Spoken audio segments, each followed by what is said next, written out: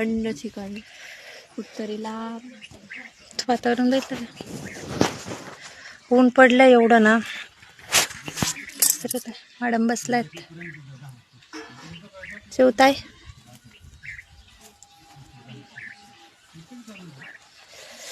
झाला बर्थडे?